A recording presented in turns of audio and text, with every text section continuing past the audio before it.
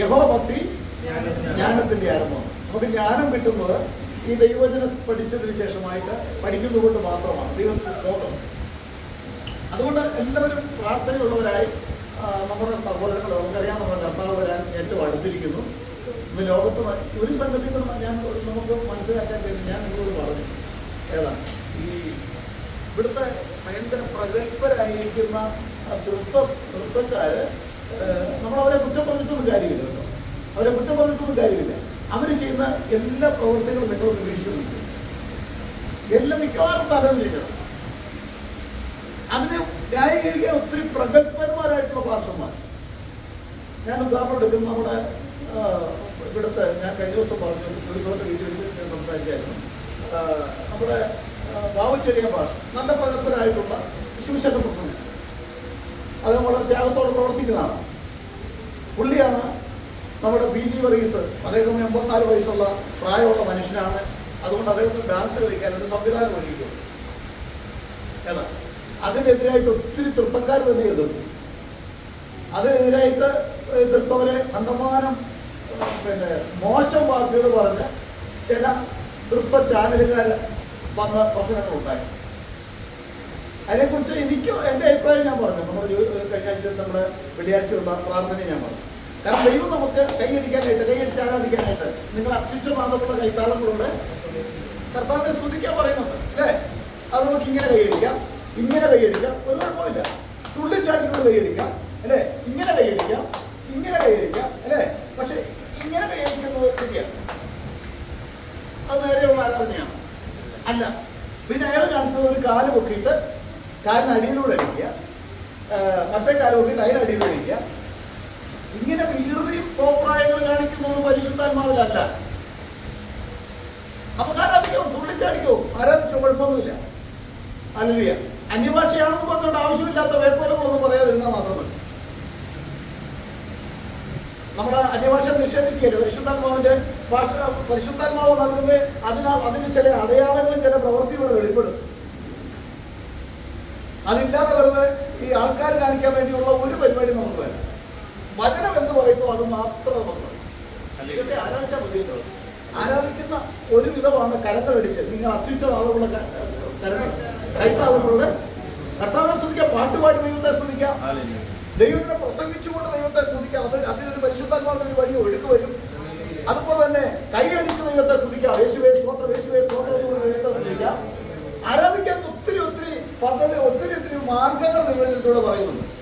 അതെല്ലാം നമ്മൾ അനുസരിച്ച് കഴിഞ്ഞാലേ നല്ല അനുഗ്രഹം. നമുക്ക് വ്യാജം ഒന്നും വേണ്ടതേ, വ്യാജം ഒന്നും വേണ്ട. ഒത്തിരി അനുഭവങ്ങളുടെ വെളിച്ചത്തിൽ എനിക്കറിയാൻ കേട്ടോ. വ്യാജം കാണിച്ചവരെ എല്ലാം ദൈവം തൊട്ടു. നമ്മൾ ഒരു പ്രഹസനം, ഒരു സ്വപ്നം കണ്ടാൽ, അല്ലെങ്കിൽ ഒരാൾ സ്വപ്നം കണ്ടു, ഒരാൾ ദർശനം കണ്ടു, ഞാനും പറഞ്ഞില്ലെങ്കിൽ പാർശ്വം ചിന്തിക്കും, അല്ലെങ്കിൽ സഹാവിശ്വാസികൾ ചിന്തിക്കും. ഞാൻ സഭയിലെ പ്രധാനപ്പെട്ട ആളല്ലേ, അനേക നാളുകളായില്ലേ, അതുകൊണ്ടൊന്ന് തട്ടിവിട്ടേക്കാമെന്ന് ചിന്തിച്ച് തട്ടിവിട്ട കാര്യമൊന്നുമില്ല. നമുക്ക് അങ്ങനെ അതിൻ്റെ ആവശ്യമൊന്നുമില്ല. ഒരു സ്വപ്നം എന്തെങ്കിലും തന്നാൽ നമ്മളത് ദൈവത്തിൻ്റെതാണോ? ദൈവത്തിൻ്റെ അല്ലാത്തതും ചിലം ദൈവത്തിൻ്റെ ഒരാൾ പണ്ട് ഒരു സ്വപ്നം കണ്ട് ഞാൻ എന്താ പറഞ്ഞത്, ഞാൻ ഈ ആഴ്ചയിൽ ഇന്ന സഹോദരിയെ സ്വപ്നം കണ്ടു. പിറ്റേ ആഴ്ചയിൽ അത് തന്നെ ഭർത്താവ് എടുത്തിട്ട് പറഞ്ഞു, ഇനി മേലാൻ എൻ്റെ ഭാര്യ നീ സ്വപ്നം കണ്ട നീ അടിച്ചതിൻ്റെ ഇടപാട് നിർത്തുന്നു. ഈ ആവശ്യമില്ലാത്ത സ്വപ്നങ്ങളും വെളിപ്പാടുകളും ഒന്നും നമുക്ക് വേണ്ട. ദൈവം നന്നാണെങ്കിൽ അറിയിക്കണം കേട്ടോ, സഭയെ അറിയിക്കണം. അത് വളരെ പ്രയോജനിക്കും. ഞാനതൊക്കെ ഒത്തിരി അനുഭവസ്ഥരായതുകൊണ്ടാണ്.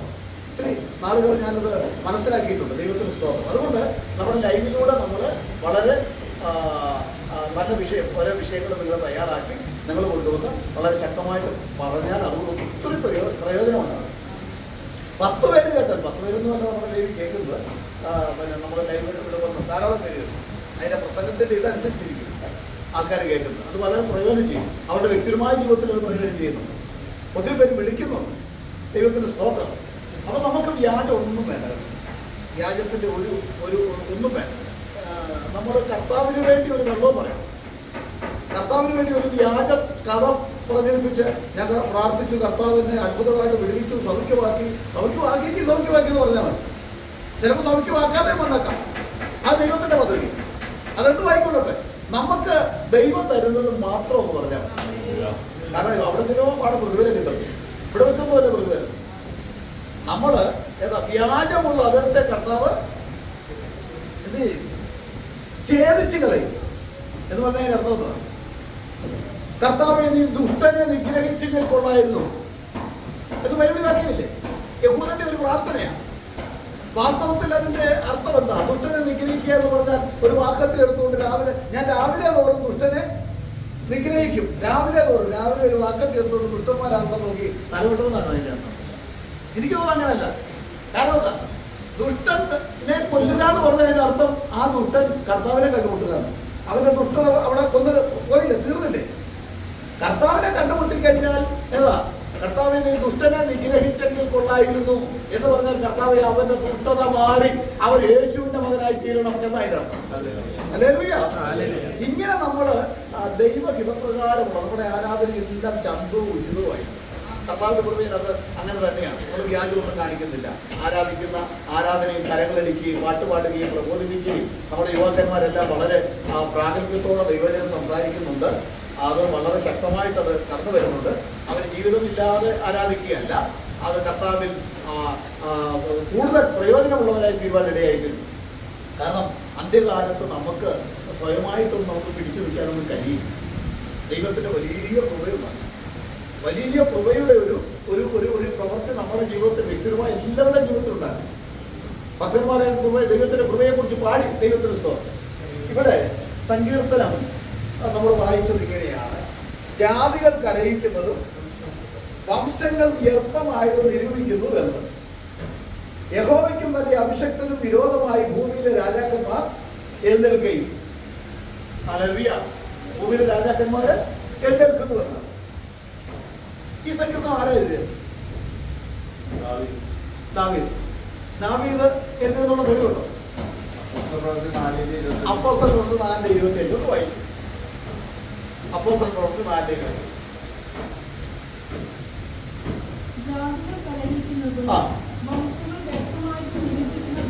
വംശങ്ങള് വ്യർത്ഥമായതും നിരൂപിക്കുന്നത് എന്ത്?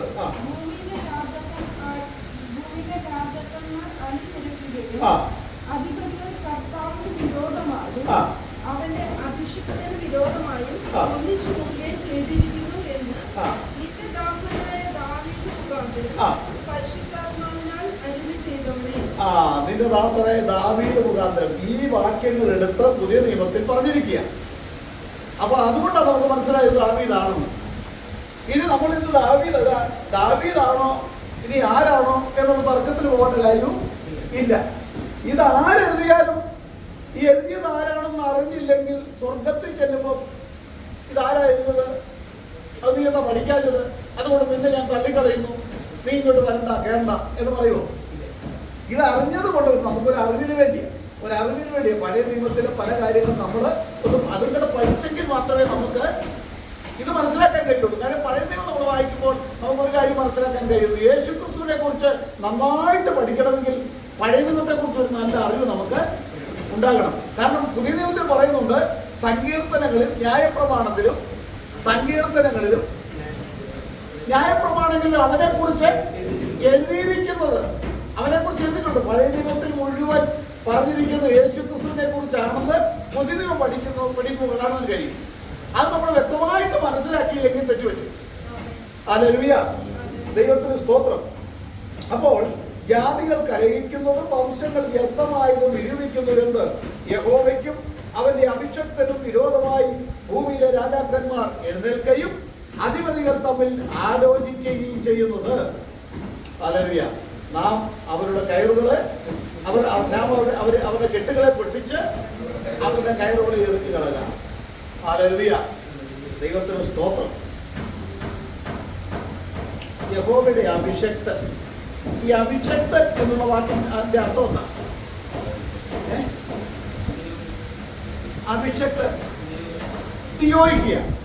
മറ്റൊരു വിധത്തിൽ പറഞ്ഞാൽ വേർതിരിക്കുക, വേർപെടുത്തുക എന്ന് പറഞ്ഞാൽ അതിനുവേണ്ടി വേർതിരിക്കുന്നവരെയാണ്. ഒരു പ്രത്യേക ലക്ഷ്യത്തിന് വേണ്ടി വേർതിരിച്ച അതിനെയാണ് ഈ അഭിഷക്തം എന്ന് പറയുന്നത്, അഭിഷേകം ചെയ്യപ്പെട്ടത് എന്ന് പറയുന്നത്. അപ്പോൾ എനിക്ക് മനസ്സിലായിട്ടുണ്ട്, എന്റെ കർത്താവ് ഒരു ഇടയൻ എന്നുള്ള പേര് എന്നെ വേർതിരിച്ചിട്ടുണ്ട്. അതെന്റെ അനുഭവത്തിലേക്ക് പറഞ്ഞു. ഞാൻ ഇങ്ങനെ ആഗ്രഹിച്ച വ്യക്തിയല്ല കേട്ടോ. പണ്ട് ഞാൻ ഇങ്ങനെ ഒരു സഭാ ശുശ്രൂഷ ചെയ്യണമെന്നോ സുവിശേഷം പ്രസംഗിക്കണമെന്നോ ഒന്നും ആഗ്രഹിച്ച വ്യക്തിയല്ല. എല്ലാത്തിനേക്കാൾ ഉപരിയായിട്ട് ഒരു ഇടയ ശുശ്രൂഷ എനിക്ക് കർത്താവ് വന്നിട്ടുണ്ടെന്ന് എനിക്ക് പൂർണ്ണമായിട്ട് ബോധ്യമായിരുന്നു. ഞാൻ കൊച്ചിയിൽ ഒരു സഭയിൽ ഏതാണ്ട് 23 വർഷം ഒരു സഭയിൽ പ്രശ്നങ്ങളൊന്നും ഇല്ലാത്തത് കൊണ്ടോ ഒന്നുമല്ല, ഒരു 23 വർഷം തുടർച്ചയായിട്ട് അവിടെ കർത്താവിന്റെ വേല ചെയ്യുന്നു. അവിടെ ഒരു ഇടയ ശുശ്രൂഷ കർത്താവ് തന്നതുകൊണ്ടാണ്, തന്നിട്ടുണ്ട്. അപ്പൊ ഞാനൊരു ഇടയൻ, ഈ ജനത്തെ, ഈ അന്ത്യകാലത്ത് ജനത്തെ നയിക്കുന്ന ഒരു ഇടയനായിട്ട് എന്നെ കർത്താവ് അഭിഷേകം ചെയ്ത് മാറ്റിയിട്ടുണ്ടെന്ന് എനിക്ക് അനുഭവമായിരുന്നു. കർത്താവ് യേശു ക്രിസ്തുവിനെ അഭിഷേകം ചെയ്തു, അല്ലെങ്കിൽ ആ പുത്രനെ അഭിഷേകം ചെയ്തു എന്ന് പറഞ്ഞാൽ എന്താ പുത്രനെ അഭിഷേകം ചെയ്തത്? എന്തിനു വേണ്ടിയാ? പാപമോചനം എന്ന് പറഞ്ഞാൽ മനുഷ്യവർഗത്തിന്റെ പാപത്തിന് പരിഹാരം വരുത്തുവാൻ ആ പുത്രൻ എന്ന ഉദ്ദേശം തന്റെ ജഡത്തെയാണ്, തന്റെ ശരീരത്തെയാണ്. അവൻ ജഡത്തിൽ കഷ്ടം അനുഭവിച്ചു എന്നാ പറയുന്നത്. ജഡത്തിൽ കഷ്ടം അനുഭവിച്ചു. ഹല്ലേലൂയ. അപ്പോൾ തന്റെ മനുഷ്യത്വം അല്ലെങ്കിൽ ആ ജഡം എന്തിനു വേണ്ടി അഭിഷേകം ചെയ്യപ്പെട്ടതാ? മനുഷ്യന്റെ പാപത്തിന് പരിഹാരം വരുത്തുവാൻ പാപമില്ലാത്ത ഒരു ശരീരം, പാപമില്ലാത്ത ഒരു രക്തം ആവശ്യമായതുകൊണ്ട്, ഈ ഭൂമിയിൽ അങ്ങനെയൊന്നും ഇല്ലാത്തത് കൊണ്ട് എന്ത് ചെയ്തു? സ്വർഗത്തിന്റെ മകുടമായിരുന്നവൻ സ്വർഗീയ മഹിമകളെ വെടിഞ്ഞുകൊണ്ട് അവൻ എന്ത് ചെയ്തു? ജഡത്തിൽ വെളിപ്പെട്ടു. ഈ ജഡം എന്തിനു വേണ്ടിയാ? എന്തുകൊണ്ട് അവൻ ജഡം എടുത്തത്? രക്തം ചിന്താതെ ഭാവമോചനമില്ല. മക്കൾ, മനുഷ്യര് ജഡത്തോടും രക്തത്തോടും കൂടിയവരാകൊണ്ട് അവരും അവരെ പോലെ ജഡത്തോടും രക്തത്തോടും കൂടിയവരായി വന്ന് മരണത്തിന്റെ അധികാരിയായ പിശാചിനെ തന്റെ മരണത്താൽ നീക്കി. പിന്നെ എന്നേക്ക് മരണഭീതികളിൽ അടിമകളായിരുന്നവരെ വിടുവിച്ചു. അതിനുവേണ്ടിയുള്ള അഭിഷേകമാണ് ഇന്ന് എനിക്ക് കിട്ടിയത്. അതുകൊണ്ടല്ലേ കർത്താവായ യേശു ക്രിസ്തുവിനെ കുറിച്ച് പറയുമ്പോഴേ, മറനോ മലയിൽ 3 പേര് നല്ല ദർശനം കിട്ടി അല്ലേ? 3 പേർക്ക് നല്ല ദർശനം കിട്ടി. ആ നല്ല ദർശനം പ്രാപിച്ച ആ 3 പേര് അവിടെ ആ മലയിൽ നിന്ന് ഇറങ്ങി വന്നപ്പോൾ എന്താ ഒരു അടുത്തുകൂടാത്ത വെളിച്ചം, അവന്റെ മുഖം സൂര്യനെ പോലെ വിളങ്ങി. ഇതൊക്കെ യഹോവയോട് ബന്ധപ്പെട്ട് പഠിക്കേണ്ട സംഗതിയാണ്. ഈ ദർശനം വന്ന് താഴെ വന്ന് പറഞ്ഞാൽ ന്യായപ്രമാണത്തെ കുറിച്ച് നല്ല അറിവുള്ള പുരോഹിതൻ എന്ത് ചെയ്യും? പുരോഹിതന്മാരെന്ത് ചെയ്യും? യേശുവിനെ ക്രൂശിക്കുകയല്ല, അവരറിയാതിരിക്കണം. അറിയാതിരുന്നെങ്കിൽ യേശു തന്റെ രക്തം, തന്റെ ശരീരത്തിന്റെ ജഡത്തിൽ ബലഹീനത, അല്ല ജഡത്തിന്റെ കഷ്ടത, ബലഹീനത എന്ന കഷ്ടത അനുഭവിക്കാനായിട്ട് സാധിക്കുകയുള്ളൂ.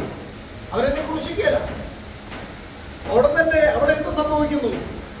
ആ യേശു ക്രിസ്തു ഇറങ്ങി വരുന്ന അവസരത്തിൽ തന്റെ ശിഷ്യന്മാരോട് പറഞ്ഞെന്താ? മനുഷ്യപുത്രൻ ഉയർത്തെഴുന്നേൽക്കും വരെ ഈ ദർശനം നിങ്ങൾ മിണ്ടിപ്പോകരുത്. ഒരൊറ്റ വ്യക്തിയോട് പറയരുത്.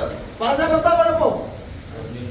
അവരറിഞ്ഞിരുന്നുവെങ്കിൽ തേജസ്സിന്റെ യഹോവയെ ക്രൂശിക്കയില്ലായിരുന്നു, തേജസ്സിന്റെ കർത്താവിനെ ക്രൂശിക്കയില്ലായിരുന്നു. അവൻ തേജസ്സിന്റെ കർത്താവാ, അവൻ തേജസ്സിന്റെ യഹോവയാ. ഈ യഹോവ എന്ന് അറിഞ്ഞാൽ അവൻ ക്രൂശിക്കയില്ല. അവൻ ക്രൂശിൽ യാഗമായില്ലെങ്കിൽ, അവൻ രക്തം ചൊരിഞ്ഞില്ലെങ്കിൽ പിശാചി ജയിച്ചു. അവന്റെ മരണമാണ് പിശാചിനെ തോൽപ്പിച്ച് നമ്മളെ ജയവേരി മുഴക്കുവാൻ, നമ്മളെ ജയാളികളാക്കി തീർക്കുവാൻ, നമ്മളെ സ്വർഗീയ പദവിയിലേക്ക് എത്തിക്കുവാൻ അവന്റെ മരണമാണ് അതിന് കാരണമായി തീർന്നത്. ഹല്ലേലൂയ. അതുകൊണ്ട് നമ്മൾ ദൈവത്തിൽ പരിപൂർണമായിട്ട് നമ്മൾ ആശ്രയിച്ചു. ദൈവവചനത്തിൽ എന്ത് പറയുന്നുവോ അത് വേറെ ആരെങ്കിലും എവിടുന്നെങ്കിലും കൊണ്ടുവന്ന ഇത് വലിയ ജ്ഞാനമാണ്, പാണ്ഡിത്യമാണ്, ഇത് വലിയ അറിവാണെന്ന് പറഞ്ഞ് നമ്മുടെ കരങ്ങളിലേക്ക് കൊണ്ടു തന്നാൽ അത് തട്ടിമാറ്റുവാനുള്ള ഒരു ആത്മബലം നമുക്കുണ്ടാകണം. ദൈവത്തിന് സ്തോത്രം. നമുക്ക് തിരുവചനത്തിലുള്ളത് മാത്രം പഠിക്കുകയും അത് മാത്രം പഠിപ്പിക്കുകയും അതനുസരിച്ച് നമ്മുടെ ജീവിതം വിശുദ്ധ ജീവിതം നയിക്കുകയും ചെയ്യുവാനാണ് ദൈവം നമ്മളെ വേർതിരിക്കുന്നത്. ഹല്ലേലൂയ. അപ്പോൾ അഭിഷക്തൻ എന്ന് പറയുന്നത്, ഈ അഭിഷക്തനും ദൈവവും രണ്ടും രണ്ട് വ്യക്തികളല്ല. ഉദാഹരണം, ലൂക്കോസ് 2:11 വായിച്ചേ. ലൂക്കോസ് 2:11.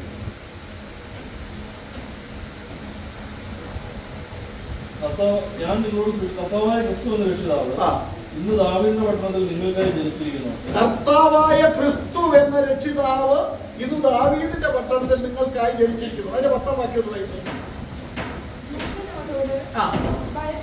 ഭയപ്പെടേണ്ട, സർവ്വജനത്തിനും ഉണ്ടാകുവാനുള്ളൊരു മഹാസന്തോഷം ഞാൻ നിങ്ങളോട് സുവിശേഷിക്കുന്നു. കർത്താവായ ക്രിസ്തു എന്നാ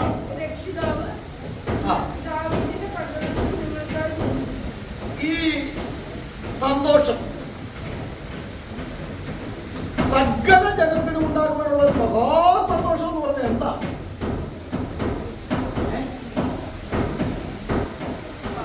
ഭാവിയായ മനുഷ്യനെ രക്ഷിക്കുക എന്നുള്ള സന്തോഷമാണ്. ഇതാരാ രക്ഷിച്ചത്? തൃത്വത്തിൽ രണ്ടാമനായ പുത്രൻ ഇങ്ങോട്ട് വന്നു. അപ്പന് ചില പ്രായം ചെന്ന് താടിയൊക്കെ നരച്ചിരിക്കുക. അപ്പൻ പറഞ്ഞാ മോനെ എനിക്ക് പറ്റുകയില്ല, നീ പോയി ചാടും, എനിക്ക് ചാടാനൊന്നും പറ്റില്ല എന്ന് പറഞ്ഞ് മകന്റെ കൈക്ക് പിടിച്ച് ഇങ്ങോട്ട് ഇറക്കി വിട്ടു. അല്ലേ? അങ്ങനെയാണോ? അല്ല. പിന്നെ എന്താ അവിടെ സംഭവിച്ചത്? ഈ രക്ഷകനായ ആര് വരുമെന്നാണ് പ്രവാചകൻ പഴയ നിയമത്തിന്റെ വിലയോടെ നമുക്ക് മനസ്സിലാക്കുന്നത്. പഴയ നിയമത്തിൽ ആര് വരുമെന്ന് വ്യക്തമായിട്ട് പറയുന്നുണ്ട്. യെശയ്യാവ് 25:9 അന്നാളിൽ ഇതാ നമ്മുടെ ദൈവം, അവനെ അത്രേ നാം കാത്തിരുന്നത്. ഇസ്രായേലിനോട് പറയാ, ഇതാ നമ്മുടെ ദൈവം. ഇസ്രായേലിന്റെ ദൈവം ആരാ? യഹോവയാ. ഇസ്രായേലിനെ കേൾക്കാം, യഹോവ നമ്മുടെ ദൈവമാകുന്നു.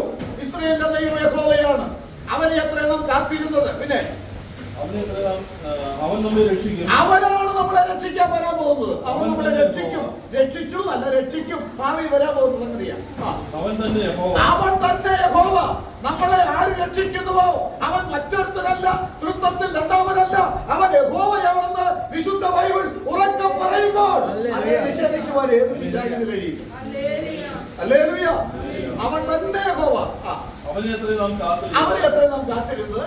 അവന്റെ രക്ഷയിൽ നമുക്ക് ആനന്ദിച്ച് സന്തോഷിക്കാമെന്ന്. അവന്റെ രക്ഷയിലാണ് സന്തോഷിക്കേണ്ടത്. ആ സന്തോഷമാണ് നമ്മൾ എവിടെ കണ്ടത്? ലൂക്കോസിന്റെ സുവിശേഷം 2-ാം അധ്യായത്തിന്റെ 10-ാം വാക്യത്തിൽ സർവ്വജനത്തിനും ഉണ്ടാകുവാനുള്ള ഒരു മഹാസന്തോഷം. നമ്മളിൽ ഭരിക്കുന്നത് ഈ ലോകത്തിന്റെ ധനത്തിന്റെയും ഈ ലോകത്തിന്റെ പ്രൗഢിയുടെയും സന്തോഷമല്ല. ഹല്ലേലൂയ. നമ്മൾ നേരെ ദൈവത്തെ ആരാധിക്കുന്നതിന് കാരണം എന്താ?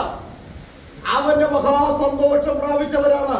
അവന്റെ നാമത്തിൽ സ്നാനമേറ്റ് പാപങ്ങളെ കഴുകിക്കളഞ്ഞ് നമ്മുടെ കർത്താവായ യേശു ക്രിസ്തു നമുക്ക് വേണ്ടി തന്ന വിലപ്പെട്ട രക്തത്തിന്റെ വില കൊടുത്ത് അവൻ നമ്മളെ വാങ്ങിയിരിക്കുകയാണ്. ഹല്ലേലൂയ. ആ സന്തോഷം യെശയ്യാ പ്രവചനം 25:9 പറയുന്ന ആ സന്തോഷമാണ് എവിടെ കണ്ടത്? ലൂക്കോസ് 2 നോക്കണം. പഴയ നിയമവും പുതിയ നിയമവും തമ്മിൽ യോജിച്ചു പോകുന്നത് കണ്ടോ? പഴയ നിയമം വായിക്കണ്ട, പഴയ നിയമം വേണ്ട എന്ന് പഠിപ്പിക്കുന്ന ചില ഗ്രൂപ്പുകാരുണ്ട്. പഴയ നിയമം വേണം. പഴയ നിയമത്തിലാണ് യേശു ക്രിസ്തുവിന്റെ ആ നിഴൽ അവിടെ കാണാം. പൊരുളായവൻ യേശുവാ. ഈ നിഴലും പൊരുളും തമ്മിൽ യോജിപ്പിച്ച് പഠിക്കുമ്പോഴാണ് യേശുവിന്റെ മഹത്വം, യേശുവിന്റെ മഹാത്മ്യം നമുക്ക് മനസ്സിലാക്കേണ്ടത്. നമുക്ക് എല്ലാവർക്കും ചേർന്ന് ഹല്ലേലൂയ പറയാം. നമ്മുടെ കർത്താവിന്റെ നല്ലവനായ ഹല്ലേലൂയ. അവനൊപ്പം പറയുവാൻ ഒരാളും ഇല്ല. പാട്ട് പാടിക്കേ.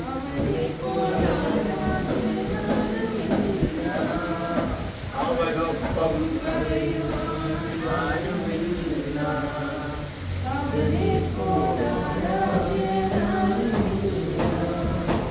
അവനിൽ ചാരണപ്പെട്ടാരുമേ ആരുമേ ഒരു നാളും മോദമായി മോദമായി അവനിൽ ചാരണപ്പെട്ടാരുമേ ആരുമേ ഒരു നാളും മോദമായി മോദമായി പാകെ ശാന്തമായി.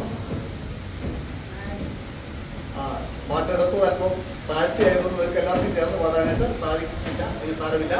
അപ്പോൾ കർത്താവായ യേശു ക്രിസ്തുവിനെ അവൻ ആരാധനയ്ക്ക് യോഗ്യനാ. സകല മഹത്വവും ബഹുമാനവും സ്വീകരിക്കുവാൻ യോഗ്യനാ. വെളിപ്പാട് പുസ്തകം എടുത്തു പറയുന്നുണ്ട്. കുഞ്ഞാടി യോഗ്യൻ, മഹത്വത്തിന് യോഗ്യൻ, സ്തുതിക്ക് യോഗ്യൻ, സകല മഹത്വത്തിന് യോഗ്യൻ കുഞ്ഞാട എന്ന് പറഞ്ഞാൽ 4 കാലും 1 വാലും ഉള്ള കുഞ്ഞാടല്ല. കുഞ്ഞാടെന്ന് പറഞ്ഞാൽ അതിന്റെ അർത്ഥം ആ രക്ഷണ്യ പദ്ധതിയെ എടുത്ത് കാണിക്കുക. ആ രക്ഷണ്യ പദ്ധതിയുമായി വന്നവനാരോ അവൻ യോഗ്യനാണ്. അവൻ മാത്രമാണ് യോഗ്യൻ. അവനെയാണ് ആരാധിക്കേണ്ടത്. അവനെ ആരാധന പൂർത്തീകരിക്കണമെങ്കിൽ എവിടെ വരണം? യേശുവിൽ വരണം. എന്നെ കണ്ടവൻ പിതാവിനെ കണ്ടിരിക്കും. ഞാനും പിതാവ് ഒന്നാകുന്നു, വേറെ പിതാവിനെ എങ്ങനെ കാണിച്ചു തരുമെന്ന് യേശു ക്രിസ്തു ചോദിച്ചിരിക്കുകയാണ്. അപ്പോൾ അറിഞ്ഞ് ആരാധിക്കണം. ആരെ ആരാധിക്കണം? ആരെയാണ് സ്തുതിക്കേണ്ടത്? ആരുടെ മുമ്പിലാണ് തുള്ളിച്ചാടേണ്ടതെന്ന് അറിഞ്ഞു കഴിഞ്ഞ് അറിയുന്നവൻ നല്ലതില് തുള്ളിച്ചാടുള്ള കാര്യങ്ങളിൽ ഇല്ലേ? അതിനെ കൈയിട്ടൊന്നും അടിക്കുക, ആ ഗതികേടിലേക്കൊന്നും വീഴുക. അവൻ കൈയടിക്കേണ്ടത് എങ്ങനെയാണെന്ന് അറിയാം. അവൻ ഇങ്ങനെ കൈയടിക്കാം, ഇങ്ങനെ കൈയടിക്കാം, ഇങ്ങനെ കൈയടിക്കാം, അവനിങ്ങനെ കൈയടിക്കാം. ഹല്ലേലൂയ. അവന് കൈയടിക്കാൻ അവന് ദൈവത്തിന്റെ ആ സ്വാതന്ത്ര്യമുണ്ട്. പക്ഷെ ആവശ്യമില്ലാത്ത സ്ഥലത്തോടൊക്കെ കയറ്റി കൈയടിക്കുക എന്ന് പറഞ്ഞാൽ അതിന്റെ അവന് ഭരിക്കുന്ന ആത്മാവേതാ? സാത്താനിക ആത്മാവ്. Hallelujah, hallelujah, hallelujah. Praise the Lord. ദൈവമായ കർത്താവ് എല്ലാവരെയും ധാരാളമായിട്ട് അനുഗ്രഹിക്കും. നമ്മൾ ആരാധിക്കുന്നവനെ അറിഞ്ഞ് ആരാധിക്കുന്ന ജനമാണ്. നമ്മൾ സ്തുതിക്കേണ്ടവനെ അറിഞ്ഞ് സ്തുതിക്കുന്ന ജനമാണ്. അതുകൊണ്ട് ഒത്തിരി ഭാഗ്യമുണ്ട് കേട്ടോ, ഒത്തിരി സന്തോഷമുണ്ട്. ഹല്ലേലൂയ. ഒരു ഭക്തൻ പാടി എന്താ? ഒന്നും കണ്ടിട്ടല്ല എൻ ജീവിതാരംഭം വിശ്വാസ കാഴ്ചവെടിലത്രേ. ഒന്നും കണ്ടിട്ടല്ല എൻ ജീവിതാരംഭം വിശ്വാസ കാഴ്ചവെടിലത്രേ. തന്നിടുമേ സ്വർഗ ഭണ്ഡാരത്തിൽ നിന്നും ഒന്നിനും മുട്ടില്ലാതെ വണ്ണം. ആശയ്ക്കെതിരായി ആശയോടെ വിശ്വസിക്കൂകിലെല്ലാം സത്യം. എന്താനന്ദം, എനിക്കെന്താനന്ദം, പ്രിയ യേശുവിൻ കൂടെയുള്ള വാസം. ഓ എന്താനന്ദം, പ്രിയ യേശുവിൻ കൂടെയുള്ള വാസം. ചിന്താതീതം അത് മനോഹരം, എന്നും സന്തോഷമാക്കൂ ജീവിതം. നമുക്ക് കണ്ടുപേടയ്ക്കാം. കർത്താവിനെ ആരാധിക്കുവാൻ, കർത്താവിനെ മഹത്വപ്പെടുത്തുവാൻ എന്റെയും നിങ്ങളുടെ ജീവിതത്തിൽ സ്വർഗത്തിലെ തമ്പുരാൻ തന്ന വലിയ നന്മയ്ക്കായി നമുക്ക് എല്ലാവർക്കും ചേർന്ന് ഒരു പ്രാവശ്യം കൂടെ ഹല്ലേലൂയ പറയാം. ഹല്ലേലൂയ. ഇതുപോലെ കാലം കർത്താവ് ധാരാളമായിട്ട് നമ്മളെ അനുഗ്രഹിക്കട്ടെ.